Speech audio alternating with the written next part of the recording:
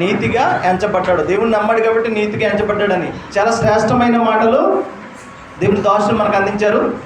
Abraham గారికి ప్రత్యేకమైనటువంటి వందనాలు తెలియజేస్తూ ఉన్నాను ప్రియులారా. యాక్చువల్గా మనం మామూలుగా ఆరాధన చేస్తేనే ఒంటి గంటన్నర అయిపోతుంటుంది. అవకాశం వచ్చినప్పుడు మంచి దేవుని సేవకులు 2 మాటలు అందిస్తే ఒక రూపాయలు సంపాదించాం అనుకోవాలి. అలసట పడకూడదు. 3 మాటలు నేను గుర్చేసి ముందుకెళ్తాను ప్రియులారా. ఒకటి, ఎవరైనా మన ఇంటికి వచ్చారనుకోండి, మనం ఎటువంటి భోజనం వండుతాం? మనం తినేది వండుతాం. లేదనుకో వీళ్ళు తొందరగా వెళ్ళిపోవాలంటే ఆ కోటా బియ్యం వండితే తొందరగా వెళ్ళిపోతారని చెప్పేసి వండుతాం. కానీ మా ఆత్మీయ తల్లి గారు అటువంటిది కాదు. వీళ్ళేమో సంఘంలో వచ్చే బియ్యం తినేవారు. ఎవరైనా సేవకులు వస్తే చాలా కాస్ట్లీ బియ్యం రప్పించి వంట చేసేవారు అనమాట. ఆ మాదిరి మాకు నేర్పించారు. రెండవది, పాస్టర్ గారు చనిపోయినట్లు పాస్టర్ గారికి 3 నెలల వరకు తెలీదు. తెలిస్తే ఈయనేమడిపోతాడో, అసలు మా పరిస్థితి ఏంటి, సంఘం పరిస్థితి ఏంటని చాలా కలత చెందాం. కానీ దేవుడు మంచి గుండె ధైర్యాన్ని ఇచ్చి వాక్యం మందు నిలబడ్డ సేవకులు, అభిషక్తులు ఎలా పిలిచాడో దేవుడు తెలీదు. పట్టణాన్ని వదిలేసి ఎక్కడికి వచ్చాడండి? అడవులకు వచ్చాడు, ఒక విధంగా గ్రామాలకు కాదు. కాబట్టి దేవుడు మరొకసారి మా ఆత్మీయ తండ్రి గారిని జ్ఞాపకం చేసుకుని మంచి ఆరోగ్యాన్ని దయచేసినందుకు దేవునికి నా యొక్క కృతజ్ఞతాస్తుతులు చెల్లిస్తాను. 3వ విషయం ఏంటంటే, అమ్మగారు చాలా సంతోషపడే విషయం ఏంటంటే, చాలా సంతోషపడేవాళ్ళు. ఏంటయ్యా ఆ విషయం అంటే, మన సంఘం నుంచి అబ్రహాం అయ్య గారు దేవుని సేవ చేయడం, ఇస్సాక్ అయ్య గారు దేవుని సేవ చేయడం, అదేవిధంగా షమీల్ గారు దేవుని సేవ చేయడం, నేను వాక్యాన్ని ప్రకటించడం, తర్వాత రాజేష్ అయ్య గారు రావడం, అదేవిధంగా మన బంగారాజు గారు ఇక్కడికి వచ్చి అయ్యగారి చేతుల మీద మరి బాప్తీసం తీసుకుని మొత్తం మీద సేవ చేస్తున్నాడు, దేవుని సేవ చేస్తున్నాడు. వీళ్ళని చూసి చాలా సంతోషపడేవాళ్ళు. నేనేం సంపాదించాను, నాకున్న 5 కూతుర్లు ఏంటి, మా అల్లుళ్ళు ఏంటి, మా స్టేటస్ ఏంటి, ఎప్పుడూ ఆలోచించలేదు. కేవలం ఆయన యొక్క పెద్ద కుమారుడు అబ్రహాం అయ్య గారి కోసమే. 2వ కుమారుడు ఇస్సాక్ అయ్య గారు అలాగా నా పిల్లలేళ్ళు అని చెప్పుకునేవారు. కాబట్టి ఆ పెద్ద కుమారుడు మన మధ్యలో ఉన్న అబ్రహాం అయ్య గారికి ఈ సమయాన్ని అందిస్తూ ఉన్నాం. మనందరూ కూడా చప్పట్లు కొడుతూ మరి అందరికీ ఆహ్వానిస్తున్నాం.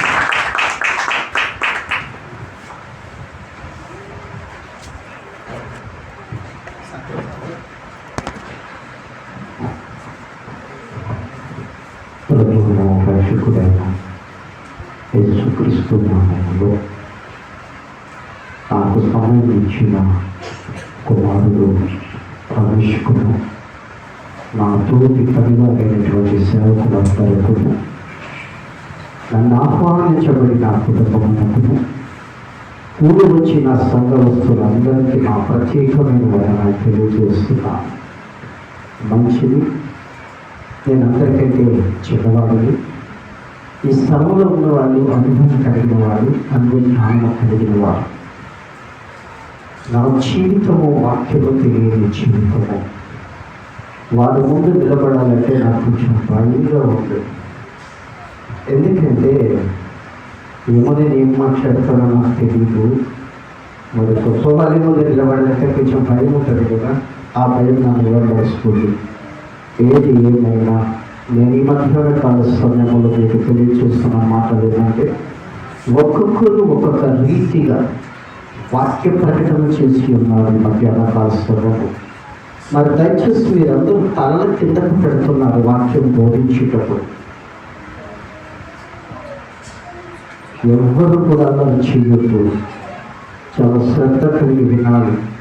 ప్రసంగి అంటున్నాడు, నీవు దేవుని మందిరమునకు పోయినప్పుడు నీ ప్రవర్తన జాగ్రత్త. రాయ్ అలా చేయగలరు. ఈరోజు ఏడ్చే దినమా, సంతోషించే దినమా? ఇక్కడున్న వాళ్ళందరికీ ఒక ప్రశ్న. ఇక్కడున్న వాళ్ళందరికీ, మా సేవకులతో సహితము ఒక ప్రశ్న. ఈ దినము ఏడ్చే దినమా, సంతోషించే దినమా? ఎవరైనా చెప్పగలరు? ఈ దినము ఏడ్చే దినమా, సంతోషించే దినమా? చెప్పాలి అమ్మా. ఏ దినం ఇది? అందరూ దిగాలుగా ఉన్నారే. దేవునికి స్తోత్రం చెప్పండి 2 చేతులు ఉన్న వాళ్ళు. ఇది నాకు నచ్చదని మీకు తెలుసు. నాకు నచ్చేది ఇది ఒకటే. గట్టిగా చెప్పుదామా? మీరు దేవుని పిల్లలైతే స్వరం ఇట్టి చెప్పాలి. దేవునికి స్తోత్రం. ఈ తెలంగాణలో మంచి పేరు కొరకు చెప్పారు, మంచి ఆశీర్వాదం కొరకు చెప్పారు, సియోనులో ఆశీర్వాదం కొరకు చెప్పారు, కనులు ఎవరిని చూడాలో చెప్పారు. ఒక్కొక్కరు ఒక్కొక్క రీతి జ్ఞానము ఈ స్థలంలో వినియోగించారు. మరందరూ సంతోషం ఒకసారి లేచి నిలబడదామా? సంతోషం ఉన్న వాళ్ళందరూ లేచి నిలబడదామా? సంతోషం ఉంటేనే, లేకపోతే ఎందుకంటే మీరు బాధగా ఉంటే నేను సంతోషపెట్టలేను కదా. బాధగా ఉన్నవాడు సంతోషపెట్టాలి. సంతోషంగా ఉన్నవాడు అయితే నేను చెప్పకుండా నిలబడతాను. మా సేవకులకు సహితము అందరూ నిలబడాలి. అయితే నువ్వు నిలబడాలి అంటే ఏం లేదండి, అందరం సమానమే. దేవుడే లేచి నిలబడటమే. నేను ఎందుకు నిలబెడుతున్నాను అంటే, మరి ఇక్కడ ఉన్న వాళ్ళందరూ రమేష్ మాటల్లో నేను కొంత అర్థం చేసుకున్నప్పుడు నాకు తెలిసింది ఏమంటే, పాస్టర్ గారు మరణించారని, ఆమె పరలోక రాజ్యములో నివాసము చేస్తున్నారని విన్నాము కదా. మరి వినినప్పుడు మనందరం కూడా పరలోక రాజ్యంలో ఉన్న వాళ్ళు ఏడుస్తూ ఉంటారా, సంతోషంగా ఉంటారా? మీకు ఎవరికైనా మాట్లాడడం చేతనైతే మాట్లాడండి, లేకపోతే ఎవరు మాట్లాడద్దు. పరలోకంలో సంతోషిస్తారా, ఏడుస్తూ ఉంటారా? మరి ఎవరు ఏడవరు కదా అక్కడ. మరి ఇక్కడ కూడా మనం అలా ఉండకూడదు. అక్కడ సంతోషంగా ఉన్నారు ఆయన. అయితే ఒక పల్లవి, ఒక శరణం ఆమె కొరకు సియోనులో నుండి ఆశీర్వాదం గురించి ఉన్నాము కదా. ఒక పల్లవి శరణం పాడతాము. సియోను పాటలు సంతోషముగా పాడుచు సియోను పాటలు సంతోషముగా పాడుచు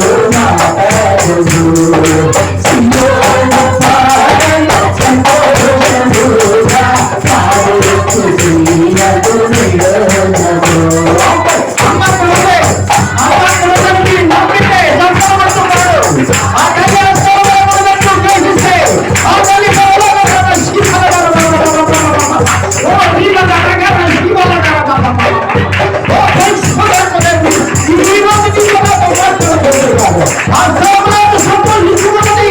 ఈ శ్రమలను సంతోషించాలా, ఈ శ్రమలను ఆనందించాలా, ఈ శ్రమలను కొనియాలా, ఈ శ్రమలను మహిమపరచాలి. అవగాహన సంగతి సియోను పాటలు సంతోషముగా పాడేసు జీవము సియోను. సియోను పాటలు సంతోషముగా పాడేసు జీవము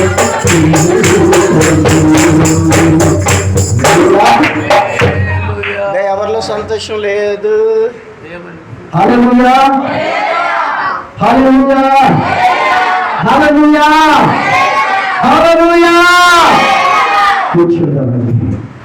కొన్ని మాటలు మనం విందాం.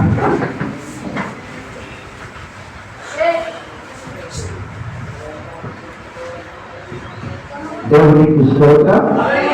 అల్లరి చేయకుండా మొదటి ప్రసంగం, ఇక్కడ కూర్చున్న వాళ్ళందరికీ ఒక ప్రశ్న. మొదటి ప్రసంగం ఎవరు చూడాలి? కూర్చున్న వాళ్ళు ఎవరు మాట్లాడతారు? దావీదు ఎవరి వైపు చూసాడని విన్నాము? ఆయన ఒక మాట చెప్పాడు కదా, కొండల తట్టు కదులుతున్నాను, నాకు సహాయం ఎక్కడ నుండి వచ్చినది, యెహోవా వలన మాత్రమే అని వాక్యం ద్వారా దేవాది దేవుడు తన బిడ్డలు నిలబెట్టి మనకి ఈ మధ్యాహ్న కాల సమయంలో చక్కని మాటలు తెలియజేసిన దేవాది దేవుని గణపరచడానికి, మహిమపరచడానికి, కొనియాడటానికి ఈ స్థలంలో కూర్చున్న ప్రతి బిడ్డ హృదయం తెరవబడాలని, ఆయనను మహిమపరిచే బిడ్డలుగా ఈ స్థలంలో ఉండాలని ఈ మధ్యాహ్న కాల సమయంలో పరిశుద్ధాత్ముడు మనతో మాట్లాడుతూ ఉన్నారు. గ్రహించగలవా సంగమా?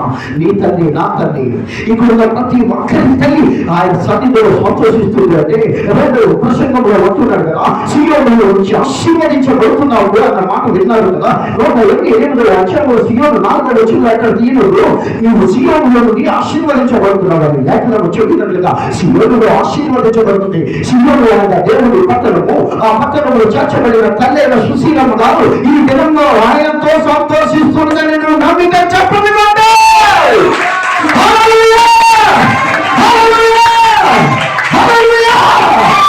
అంతేకాదు, 3వ ప్రసంగంలో చెప్పిన మాట ఏంటో తెలుసా? ఒక బిడ్డ చనిపోయింది కదా, ఆమె ఎక్కడ నుండి వచ్చిందో, ఎక్కడ నుండి వచ్చిందో మాట్లాడరా. ఒక మా పాట తెలుసా? పరములు నాశించిన పరలోక తండ్రి తేరి చూచుచున్నాడు నీ వైపు. పరములు నాశించిన పరలోక తండ్రి తేరి చూచుచున్నాడు నీ వైపు. పండించకుండుగా నీకు మాయమా, యజమాని సహనముతో జగదాటమా. పండించకుండుగా నీకు మాయమా, యజమాని సహనముతో జగదాటమా. కలముగా సూచిగా కలలోక తండ్రి తేరి చూచుచున్నాడు నా వైపు. కలముగా సూచిగా కలలోక తండ్రి తేరి చూచుచున్నాడు నీ వైపు. ఎవరి వైపు చూస్తున్నాడు? ఎవరి వైపు? అందరూ చెప్పండి. పర్వాలేదు, సిగ్గుపడే స్థలం కాదు ఇది, మహిమపరిచే స్థలం ఇది. ఇది ఘనమైన స్థలము, పరిశుద్ధమైన స్థలము, దేవాది దేవుడు మహిమపరిచే స్థలము, దేవాది దేవుడు ప్రసన్నత స్థలము. ఆయన విభాగపడి ఉన్నది, ఆయన పరిశుద్ధాత్మ కుమ్మరించబడుతున్నది, ఆయన మహిమ తేజస్సు హృదయించబడినది. యెషయా గ్రంథంలో చెప్తున్నది, ఆయన కృప నీ మీద వచ్చి ఉన్నది. వాక్యము మాట్లాడుతున్నదే, ఎందుకు మాట్లాడలేని స్థితి కలుగుతావు. మూడవాడిలో మాటలు రావా? మూడవాడినే దేవాది దేవుడు మాట్లాడించిన దేవుడు, మాటలు రాయవాడితో మాట్లాడించిన దేవుడు. ఆయన సర్వశక్తి కలిగిన వాడు, సర్వం కలిగిన వాడు, ఆయన సర్వం పర్యామి. ఆయన పక్షము నీ పక్షంగా యుద్ధం చేస్తున్న దేవుడు. నువ్వు పెట్టుకునడానికి ఈ రోజు కేవలం ఆయన ఇచ్చిన కృపని నువ్వు గ్రహిస్తే ఈ స్వరం ఊపి దేవుడితో మాట్లాడి మధ్యాహ్నము పెట్టుకుంటామా, సంతోషంగా ఉంటామా, రెండు చేతులు తిరుగుతామా.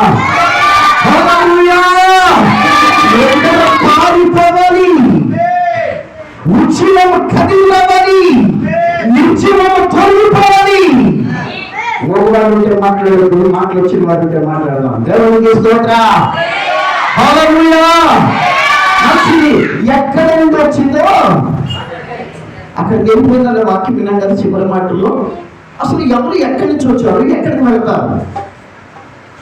ఎవరు ఎక్కడి నుండి వచ్చారు, ఎక్కడికి వెళ్తారు? ఆమెను చూడదు, వాక్యాన్ని చూడండి. వాక్యం చూస్తే మీకు అర్థమవుతుంది. ఆమె చూస్తే ప్రతిరోజు చూసి మొక్కలే కదా, అవునా?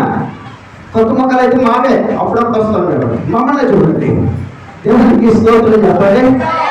అసలు ఎక్కడి నుండి వచ్చావు, ఎక్కడికి వెళ్తున్నావు? ఈ మధ్యాహ్నం నీకు ఒక ప్రశ్న, నీ కుటుంబానికి అవసరం, నా కుటుంబానికి అవసరం.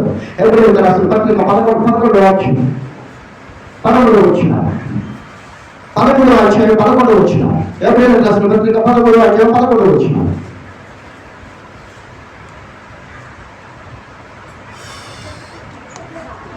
ఎవరైనా రాసిన పత్రిక 11వ అధ్యాయం 11వ వచనం.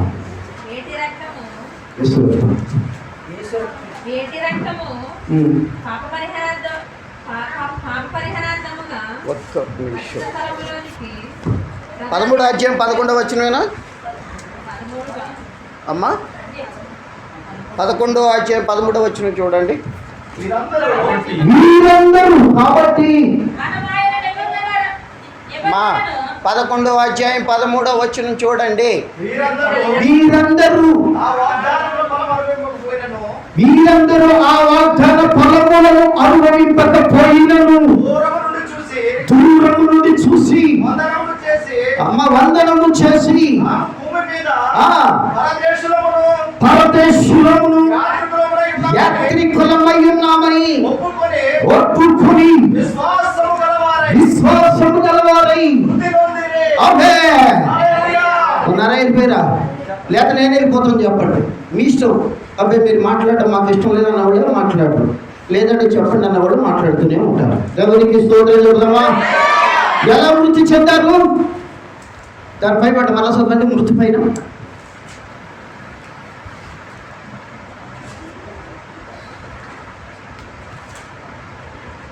అదే చేయండి.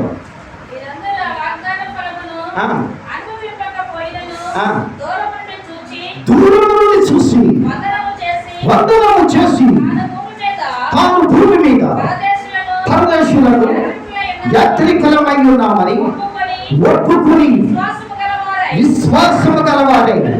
ఆమేన్, ఆమేన్, ఆమేన్, ఆమేన్, ఆమేన్. విశ్వాసము గలవారై మృతి పొందేరు. ఇప్పుడు మన సేవకురాలు ఎలా చనిపోయారు? మన సేవకురాలు ఎలా చనిపోయారు? మన సేవకురాలు మీరెవరు చెప్పండి, వీళ్ళే చెప్పాలి. మన సేవకురాలు ఎలా చనిపోయారు? మన సేవకురాలు ఎలా చనిపోయారు? ఎలా చూస్తున్నారేటండి? ఇందాక పాస్టర్ గారు నేను వచ్చేటప్పుడు పాట పాడుతున్నారు తెలుసు. కట్టుకున్న భార్య నాపై గొప్పలా కూలినా. సౌండ్ పెట్టాలండి, సౌండ్ ఆఫ్ చేసినట్టున్నారు, వేసి పెట్టండి. కట్టుకున్న భార్య నాపై గొప్పలా కూలినా, కన్న బిడ్డల కన్నీరులై పాడినా. కట్టుకున్న భార్య నాపై గొప్పలా కూలినా, కన్న బిడ్డల కన్నీరులై పాడినా.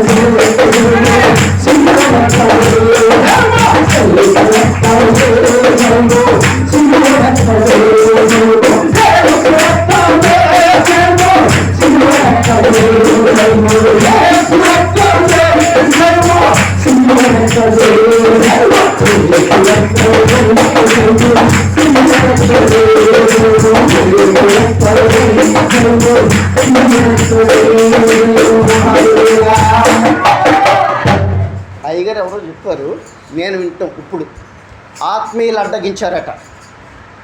ఈ గ్రామానికి రావడానికి ఆత్మీయులందరూ నిరాకరించారు అని. నిరాకరించారా? ఏమండి ఉన్నారైపోయారా? ఆయన చెప్పిన సాక్షి గట్టిగా నిజమా? బాబు ఎవరు మాట్లాడండి, ఇలా సౌండ్ చేస్తున్నాడు. నిజమేనా? ఏ నాటికైనా యేసయ్యను చెయ్యబోకుంట కార్యముని ప్రతి ఒక్కరు ఏ నాటికైనా దగ్గరికి వెళ్ళవలసిన వారే అద్దకించడానికి గమనించాడు. నీకు అధికారము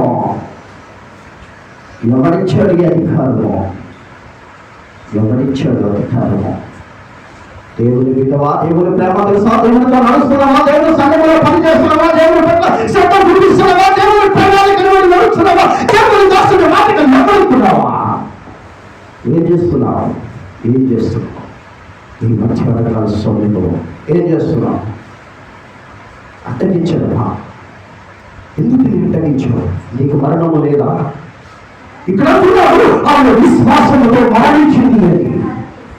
ఇక్కడ చెప్తున్న వాక్యము విశ్వాసముతో మరణించిందని. దైవ జనులు చెప్పిన మాట దీన్ని కిందకి పెడితే కనబడుతుంది. చూడండి, తర్వాత చదవండి.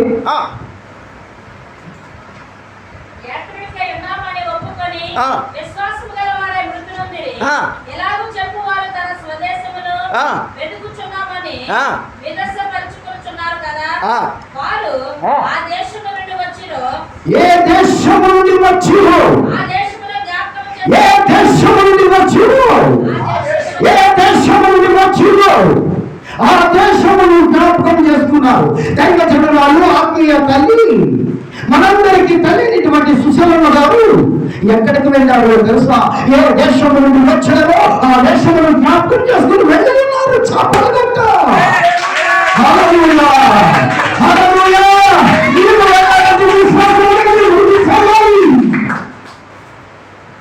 నీవు వెళ్ళాలంటే విశ్వాసము కలిగి మృతి చెందాలి. ఏ దేశము నుండి వచ్చిందో, ఏ దేశము నుండి స్థలానికి పోబడి ఉన్నారో ఆ స్థలాన్ని వెతికి కొన్ని సంవత్సరాలుగా ఈ గ్రామంలో పనిచేసి ఆ దేశము కొరకు పోరాటం నడిపించి ఆ దేశము కొరకు ఈ స్థలంలో కొంతమందిని తన విధంగా మార్చుకొని ఎక్కడ ఉంటైతే వచ్చారో ఆ స్థలానికి సకాలంలో చేరుకున్నారు. హల్లెలూయా. సంతోషంగా ఉన్నవాళ్ళ. హల్లెలూయా, హల్లెలూయా, హల్లెలూయా, హల్లెలూయా. చూసారా ఎక్కడ నుండి వచ్చారు? ఇక్కడ ఎవరైనా అడిగితే మన పేరేంట్రా?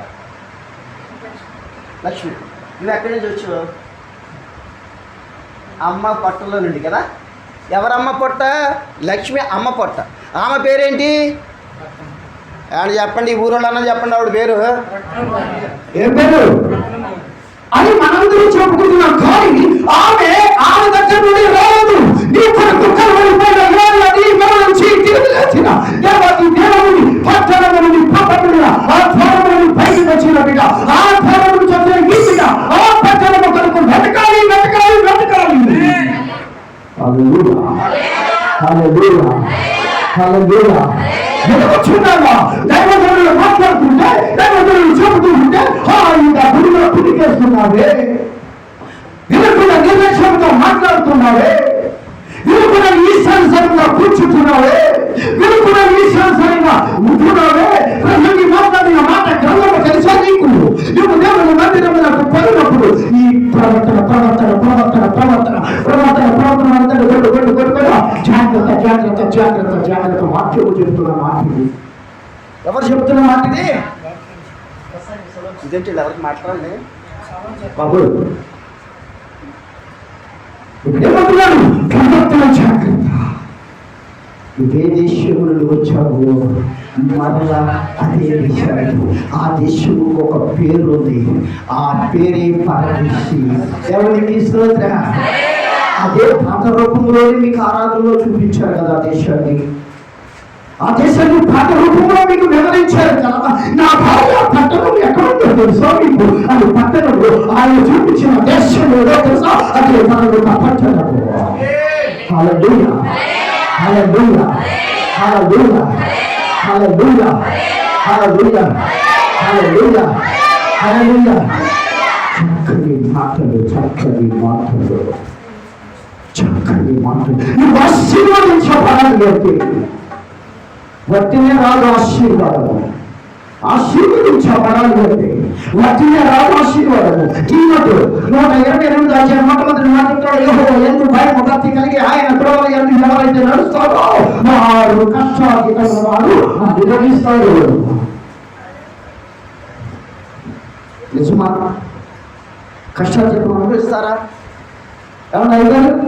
వారు కష్టాధికం అనుభవిస్తారా? ఏ కష్టాధికము? ఏ కష్టాధికము చెప్పాలి? ఏ కష్టాధికము మాట్లాడండి. అయ్యగా చెప్పారు. లక్ష ఉంటే లక్షాధికారి, కోటుంటే ఇది అనుభవించడం కాదు కష్టాజితం అంటే. ఇక్కడ ఆపత్తల కొరకు కష్టపడిన కష్టాజితాన్ని అనుభవిస్తున్నారు. అక్కడ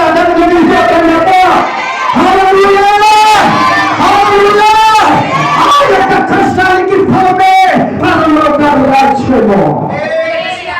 అబ్రహాము కుడి పార్శ్వంలో కూర్చున్నట్లుగా, అబ్రహాము ఆశీర్వదించబడినట్లుగా నీ తల్లైన సుశీలమ్మ గారు కూడా కుడి పార్శ్వంలోకి వెళ్ళాలని నువ్వు నాకైతే చెప్పకూడదు.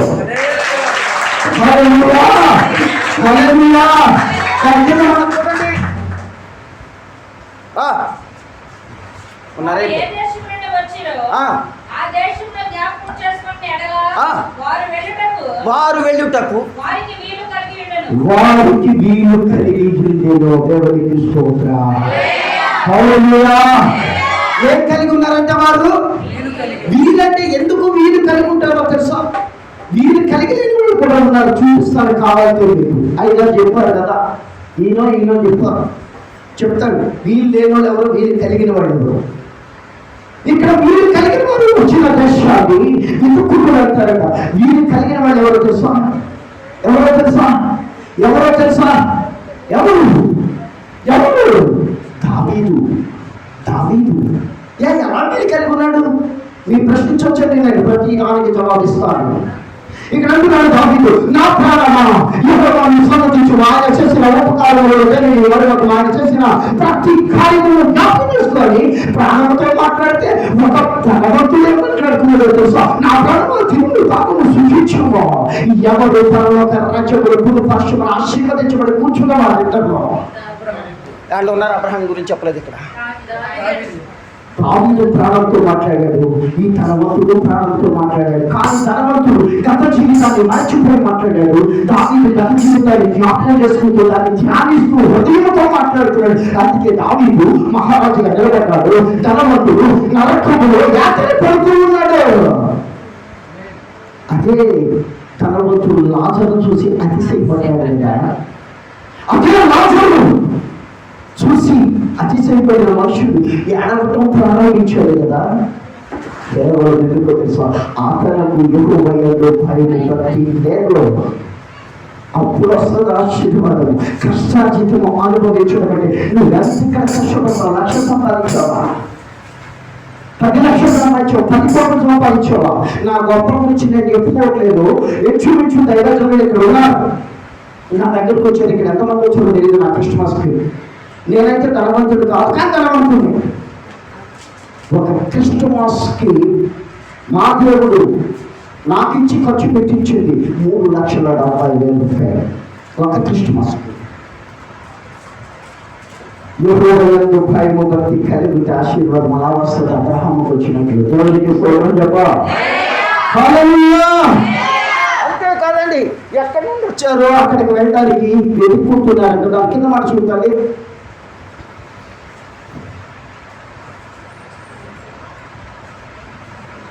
మూసారా? వారు శ్రేష్టమైన దేశమును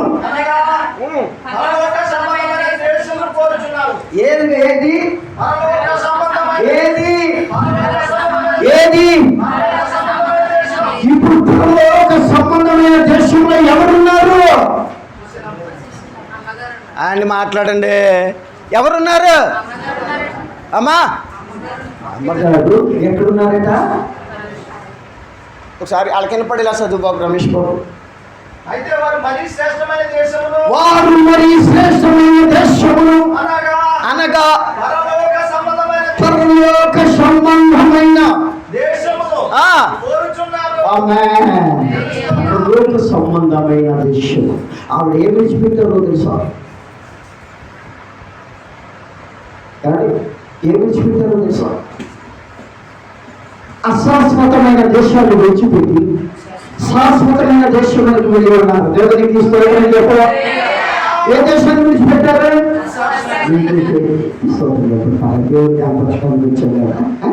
దేవునికి స్తోత్రం. ఎలాంటి వాటిపైనా నువ్వెంత కనుకైనా, ఎలాంటి వాటిపైనా నువ్వెంత కనుకైనా కరుణౌల కాలమొక రోజు ఉన్న కనుమరువబోకున్నారుగా. కరుణౌల కాలమొక రోజు ఉన్న కనుమరువబోకున్నారుగా. ఇప్పుడు నమ్మేందుకున్నా ప్రభుని చూడలేదు. ఇప్పుడు మనకున్నా ప్రభుని చూడలేదు.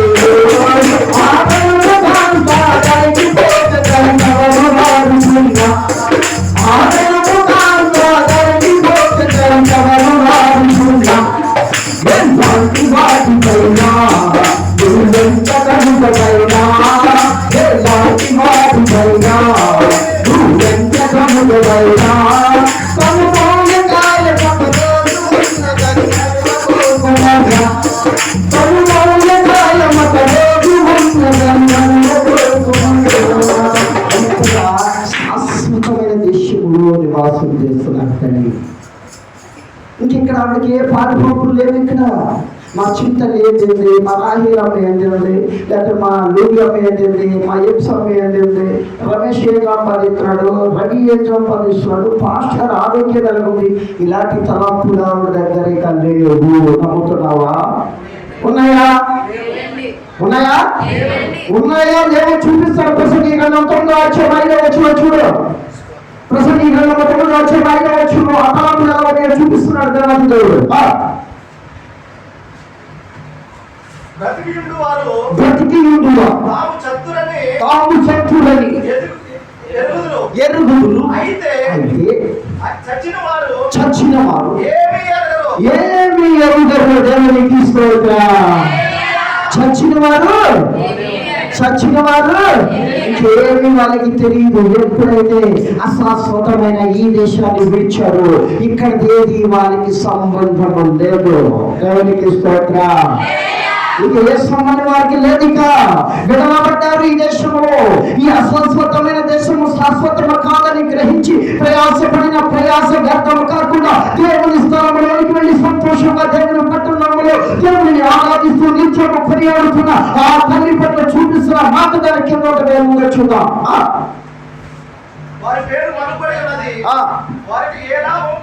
ఇంకా వారికి ఎటువంటి లాభము లేదు. వారు ఇంకా ప్రేమించరు. అమ్మా వాళ్ళు పగలేదు. మనకైతే పగదు. ఇప్పుడు నేను గట్టిగా ఒక్క నిమిషం, నేను ఒకవేళ అమ్మా ఏటా మీద నేనేమే ఇక్కడ చెమట్లాడుతుంటే మీరు అలా మాట్లాడుకుండా ఉన్నా వచ్చాడండి ఎక్కువ కూడా అని చెప్పి ఏముంటుంది మనకే పగ. కానీ వెళ్ళిన తల్లిలో పగలేదు. ఎవరు మీద కూడా ప్రేమతో వెళ్ళిపోయారు, ఒక విశ్వాసంతో వెళ్ళిపోయారు, ఒక నిరీక్షణతో వెళ్ళిపోయారు. దేవుని పట్టణంలో సంతోషముగా కొనియాడబడుతున్నారు. కనుక ఇక్కడ ఆమెకి ఏమీ లేదు అంటే ఈ అశాశ్వతమైన లోకంలో పగలేదు. అసూయ పడదు. సూర్యుని కింద చెరుకు వాటి ఏని అందులో పాలు పంపులు లేవు. దేవునికి స్తోత్రం. ఈరోజు చక్కగా బిర్యానీ చేశారు. ఎందుకు కదుపుతున్నారు? ఈరోజు బిర్యానీ చేస్తూ ఉంటారు అనుకుంటున్నాను. అమ్మరా అని ప్లేట్ నిండా పెట్టి ఇక్కడ పెట్టండి. ఉన్నారా? నాకు కనిపించట్లా. కొంచెం మాట్లాడండి. వస్తారా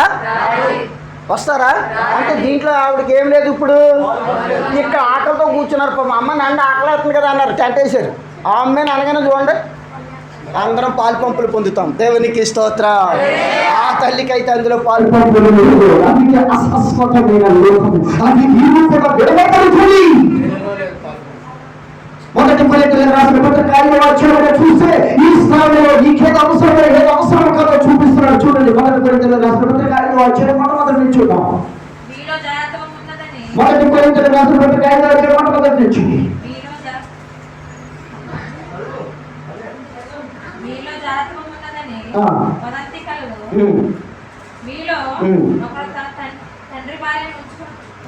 రెండో కొరింథీయులకు రాసిన పత్రిక 5వ అధ్యాయం మొట్టమొదటి నుంచి చూడండి. భూమి మీద మన గుడారమైన ఈ నివాసము. ఆమేన్, ఆమేన్, ఆమేన్. నాకు నిద్ర రావట్లేదు అనుకున్నాడు, స్తోత్రం చెప్పండి. హల్లెలూయా. మా కళ్ళకడ ఏగలు వచ్చి నిద్ర వచ్చాను అనుకున్నాడు, స్తోత్రం చెప్పండి. ఎవరికి రావట్లేదు అంటే దేవునికి స్తోత్రం చెప్పండి. హల్లెలూయా. ఈ భూమి మీద మన గుడారమైన నివాసము. ఎంతమందికి అర్థమైంది? ఇక్కడ ఉన్న వాళ్ళకి ఎంతమందికి అర్థమైంది? ఈ భూమి మీద ఉన్న మన నివాస గుడారము ఏమైపోతుందట? ఏ నివాసము అంటే ఏ నివాసము?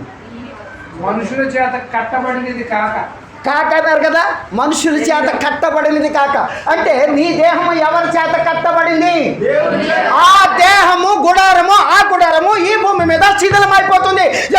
మన సేవకురాలైనా తల్లి అయినా సుశీలమ్మ గారి గుడారం ఏమైందంటే ఈ భూమి మీద శిథిలమైపోయింది. హల్లెలూయా. ఏంటమ్మా ఏదో పోగొట్టుకున్న వాళ్ళ కూర్చున్నారు? హల్లెలూయా చెప్పండి తల్లి. మీకేం బరువు పత్తలు ఇస్తారా? బరువు అయితే దించండి, కొంచెం వాళ్ళకి మాట్లాడట్లేదు. దేవునికి స్తోత్ర. హల్లెలూయా, హల్లెలూయా. మనుషుల చేత కట్టబడిన గుడారం శిథిలమైపోతుంది. ఏమైపోతుంది? ఆ గుడారం ఎంత ప్రయాసపడినా, ఎంత కష్టపడినా, ఎంత సంపాదించిన, లక్షలు సంపాదించిన, కోట్లు సంపాదించిన, బిల్డింగ్ సంపాదించిన, మందిరం సంపాదించిన, ఏది సంపాదించిన ఈ గుడారము శిథిలమైపోతుంది. దేవునికి స్తోత్రం చెప్పాలి. హల్లెలూయా, హల్లెలూయా. శిథిలమైపోయిందట. దాని కింద చూస్తూ ఉంటాడు. చూడండి, ఎవరు సదరా గబగబా చేతి పని కాక దేవుని చేత కట్టబడినది నిత్యమైనదైన నివాసము.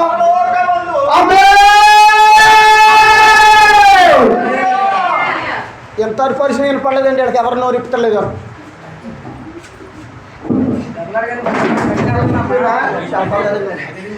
కూర్చున్నాడు చెప్పుకోయా, కింద కూర్చున్నాడు, మాకెందుకులే అయ్యా అన్నట్టున్నారు. ఇక్కడ అలా ఉండకూడదు. రెండు చేతులు ఉంటే చెప్పు. శ్రీకాళ దేవాలయం ముందు రెండు చేతులు లేనివాడు ఉన్నాడు, కాళ్ళు లేనివాడు ఉన్నాడు. చేతులు ఎక్కడేదో కాళ్ళతో నడవాలి లేదు. మనం అన్ని కనుగొన్నా కనుక రెండు చేతులు ఎత్తుతాము. హల్లెలూయా, హల్లెలూయా.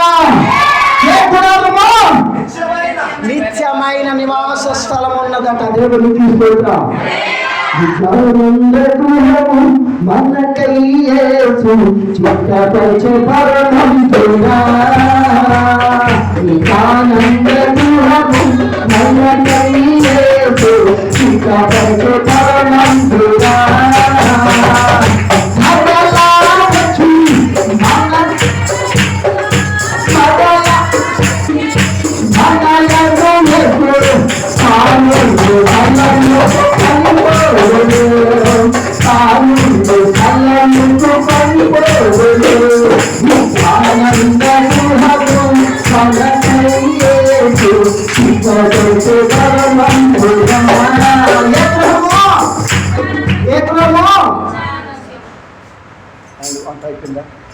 వంటలు అయిపోయిందా? ముగిచ్చేది కదా, అనుమానం పెట్టండి. మాట్లాడలేదుగా, అయిపోయిందా? అమ్మ చల్లారకుండా వెళ్ళిపోతాం. మాట్లాడే నిమిషమే చల్లారకుండా వెళ్ళిపోతాం. కొంచెం మాట్లాడతాను, కొంచెం ఎక్కువ కాదు. నేనే చెప్తాను అవసరమైతే. దేవునికి స్తోత్రం. ఇందాక ఇక్కడ ఎవరైనా ఏడుతున్నారో లేదో నా గదులు దైవచనులు నిలబడినప్పుడు ఆ జీవితాన్ని ధ్యానిస్తూ కురుకుపోయాను. కురుకుపోయారా? ఇలాగ ఎవరు కురుకుపోయారు? హృదయంలో ధ్యానిస్తే ఎవరైనా కురుకుపోయిన ఉన్నారు అసలు? 77వ కీర్తన గ్రంథంలో దావీదు మహారాజు కుటుంబమైనట్టుగా లేఖనం చూపిస్తుంది కొరకు చూద్దాం వీడియో. కీర్తనల గ్రంథం 77వ అధ్యాయంలో కుటుంబమైన వారి కొరకు మాట్లాడుతున్న వాక్యం ఈ దినము చూద్దాం. ఏది ఎత్తి దేవునికి మొరపెట్టగా ఆయనకు మనవ చేయించుండగా దేవుడు నాకు చెవి ఎక్కువ వరకు నేను ఎత్తి ఆయనకు మొరపెట్టుదను. ఆపత్కాలమందు నేను ప్రభువును వెతికి తిని రాత్రి వేళ నా చెయ్యి వెనకకు తీయకుండా నా ప్రాణము ఓదార్పు లేదు. దేవుని జ్ఞాపకము చేసుకున్నప్పుడు నేను నిట్టూర్పు ఇడ్చుచున్నాను. నేను ధ్యానించినప్పుడు అమ్మా చెప్పండి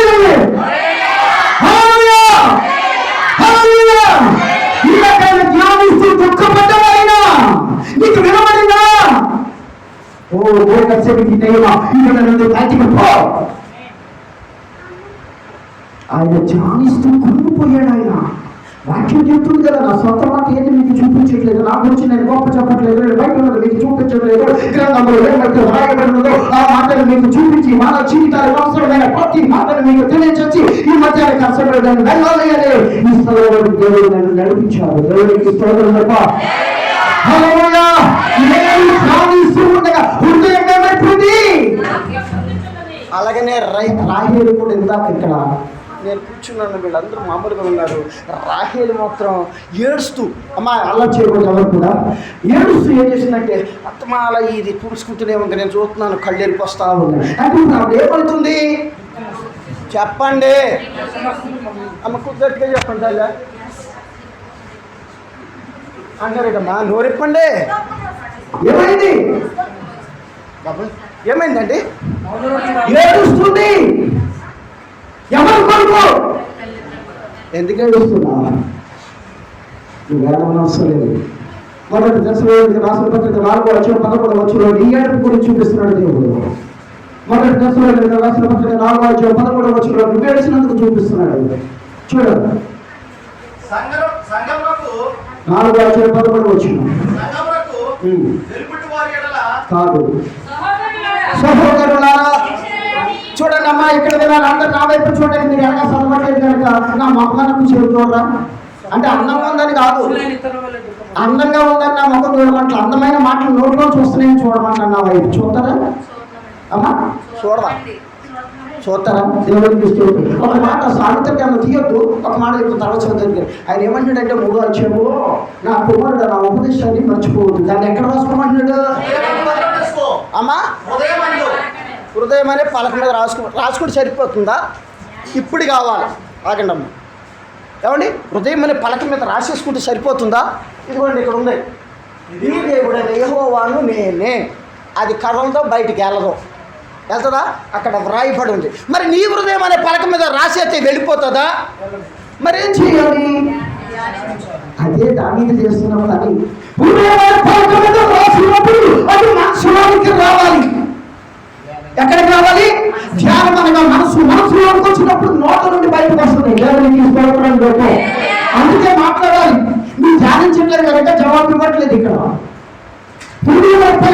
ఎప్పుడైతే రసాలు మనసులోకి వస్తుంది, మనసులోకి నోట్లోకి వస్తుంది, నోటు నుంచి ప్రభావం ఇప్పిస్తుంది, ప్రభావం యాకు సువార్తగా మార్చబడుతుంది. అదే సువార్త 16 తీయద్దు, మార్కు సువార్త 16 వచ్చినన్నాడు, సర్వలోకానికి వెళ్ళండి. అమ్మ మాట్లాడరా? సర్వలోకానికి వెళ్ళండి అమ్మా, సర్వలోకానికి వెళ్ళండి. సర్వ సృష్టికి అంటే వారు దేవుని యొక్క మాట హృదయంలో రాసుకున్నారు, ఆ మాటను మనసుకు తెచ్చుకున్నారు, ఆ మాటని సువార్తగా ప్రపంచం అంతా ప్రకటిస్తూ ఉన్నారు. దేవునికి స్తోత్రం.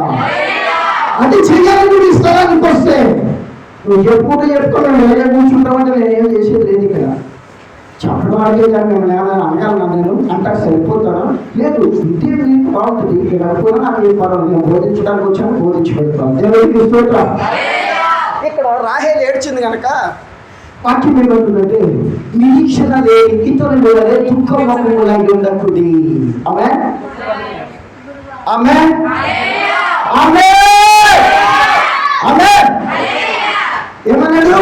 నిరీక్షణ లేని ఇతరుల వలె దుఃఖముఖములై ఉండకండి.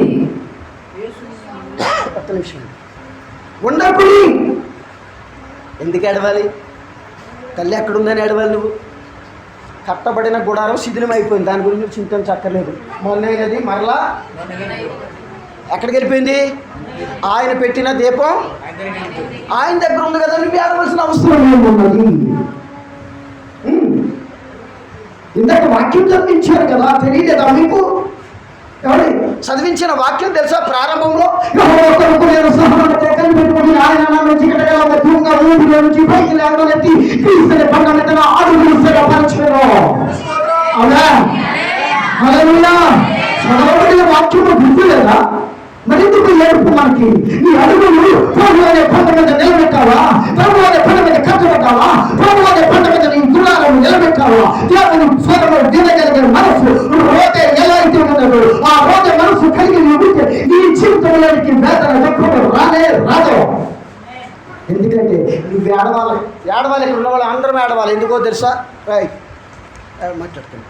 ఏడవాలి. ఎందుకు ఏడవాలో తెలుసా? ఎందుకు ఏడవాలి చెప్పండి ఇప్పుడు. అవండి, ఏడవాలి. అందరం ఏడవాలి. నేను, మీరు అందరూ. మా ఇంట్లో ప్రతిరోజు ప్రార్థన జరుగుద్ది. 2 సంవత్సరాలుగా ప్రతి రాత్రి ప్రార్థన ఉంటుంది మా ఇంట్లో. ఆదివారం ప్రార్థన, శుక్రవారం ప్రార్థన, మంగళవారం పగల్లో, రాత్రులు కూడా. తక్కిన రోజులు అన్నీ రాత్రులు ప్రార్థన. ఈ ప్రార్థనలో ప్రతి రాత్రి ఏడుతాం. ఏడవాలి.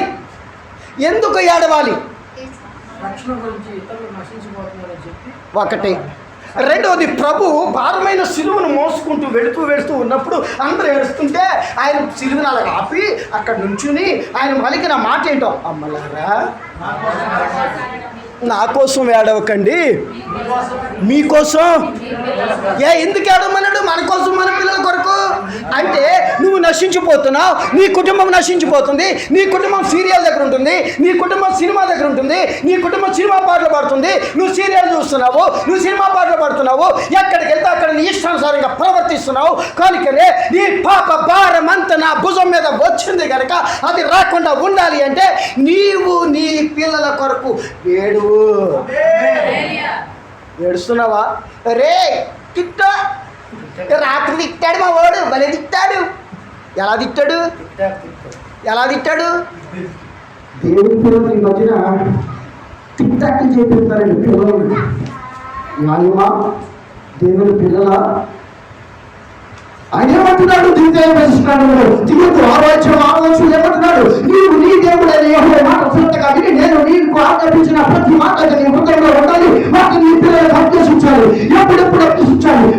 ఎప్పుడు కూర్చున్నప్పుడు వాటిని గురించి మాత్రమే నీ పిల్లల దగ్గర మాట్లాడు. అంతేగాని ఆ మనసు వస్తుంది, ఈ మనసు దగ్గర నువ్వే కూర్చుంటే నీ పక్కన నీ మీద కూర్చోడా? నువ్వు వాక్యాన్ని ఏం చేస్తావు? అవి బాబా ఎక్స్పోరా నాకు 400 పెట్టుకు ఇస్తావా? నువ్వు ఇంతకి ఇస్తున్నావా? ఎవరికి ఇస్తున్నావు? సీరియల్కి ఇస్తున్నావు? ఎవరికి ఇస్తున్నావు? సినిమాలకి ఇస్తున్నావు? ఎవరికి ఇస్తున్నావు? లోకానికి ఇస్తున్నావు.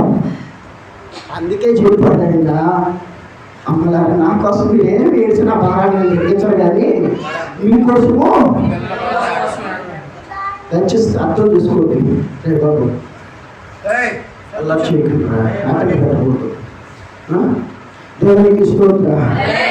నా స్థితి కలుగునా పైకేమో ఆరాధనీయుడా నాకు చాలిన దేవుడా. చిన్న పుట్టకు చాలిపోయిందా? పాటేమో దేవుడి పాట మనసులో రాసుకుంటే ఏంటో తెలుసా? వాళ్ళు పర్వతానికి చాలిపోయి చెప్తున్నా ఇతరులకు దేవుడి పంచపట్ల. అందుకే ఆయన అంటున్నాడు, ఏమంటున్నాడో తెలుసా? నా కోసం ఏడవద్దు. ఆమేన్, ఆమేన్, ఆమేన్, ఆమేన్. దుఃఖముఖములై ఉండకూడదు. ఏమనుకోని ఉండకూడదు? అందరూ ఏడవాలి, నిజమే. కానీ ఎందుకు ఏడవాలంటే మా పరిస్థితులు మార్చుకోవడానికి ఏడవాలి. ఆయన అన్నాడు కదా 122 మొట్టమొదటి మాట ఏంటి? యెహోవా ఇల్లు కట్టించని ఎడల కట్టు వారి ప్రయాస వ్యర్థం. ఆయన కట్టకపోతే ఇక్కడ ఎంత చేపు వాడినా మేము అది వ్యర్థమే. కట్టాలి అంటే దావీదు అన్నాడు కదా, నేను మొరపెట్టిన పాపనాలు చేయలేదు. అక్కడ దావీదు అంటున్నాడు కదా, నేను మొరపెట్టి ఉండగా నీ చెవి నాకు పెట్టాలి వరకు వదలా. యాకోబు అన్నాడు కదా, నువ్వు ఆశీర్వదించేంత వరకు నేను వదలా. అన్నా కదా, నువ్వు ఆశీర్వదించే వరకు నేను లేగనెక్కడుంది. అవునా? అక్కడ మాట చదివిచ్చాడు తెలుసా రమేష్? ఏమాట చదివిచ్చాడు? నీతిమంతుడు జ్ఞాపకం చేసుకుంటా. ఎవరు నీతిమంతుడు? వాక్యం చెప్తుంది, భూమి మీద ఒక్కడూ నీతిమంతుడు లేదని. నీతిమంతుడు ఎవరు? సాక్ష్యం ఇచ్చాడు నీతిమంతుడు కొరకు. ఎవరిచ్చారు సాక్ష్యము? అబ్రహాము దేవుడు నమ్మిన అతనికి అతి విశ్వాసము నీతిగా ఎంచబడెను. ఇంకెవరు కనుక చెప్పాడు దేవుడు? యోబు ఈ భూమి మీద ఉన్న వారందరికంటే నీతిమంతుడు. ఇది సాక్ష్యము. రాహాబు గురించి కూడా చెప్పారు దేవుడు, నీతిమంతుడని. ఆమె వేషగల. మరి నీతిమంతుడేంటి? తన క్రియలున్నవి ఆమెలో. ఏమన్నవి? నీ క్రియలు ఎక్కడున్నవి? నీ నీతిని గురించి సాక్ష్యం ఇచ్చే దేవుడు భూమి మీద మనిషి కుమారుడిగా ఉన్నాడని గ్రహించాలి. నది అన్నాడు. హల్లెలూయా. ఎల్లవయ్యా ఒక చేత చెప్తే ఎల్లవయ్యా, రెండు చేతులు చెప్తే దేవుడు రమ్మని. ఆకాశమందున్న ఆశీనుడా నీ తట్టు కనులేతో చున్నాడు. ఆకాశమందున్న ఆశీనుడా నీ తట్టు కనులేతో చున్నాడు. రావయ్యా యేసయ్యా, రావయ్యా సర్వము తీర్చుకోవే. రావయ్యా రావయ్యా రావయ్యా సర్వము తీర్చుకోవే. రావయ్యా ఆకాశమందున్న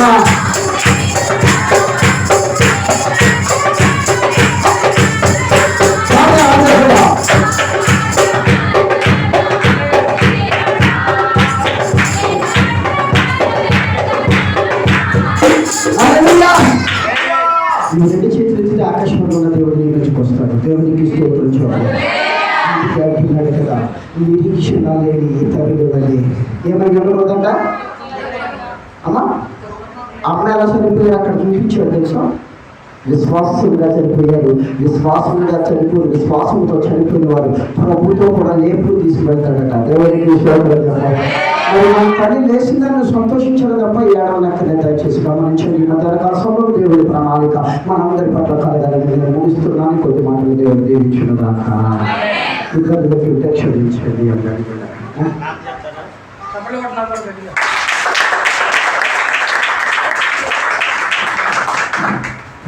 హల్లెలూయా. హల్లెలూయా. మళ్ళీ మొదటి నుంచి ప్రారంభిద్దామా? అది మా ఆత్మీయ తల్లి యొక్క కుమారులకి ఇచ్చినటువంటి ధన్యత. మీరు కూడా అలా ఎదగాలని తల్లి ఆశించేది. మంచిది ప్రియులారా, సమయం కావాల్సింది కాబట్టి మన మధ్యన దైవదాసులు మరి మంగ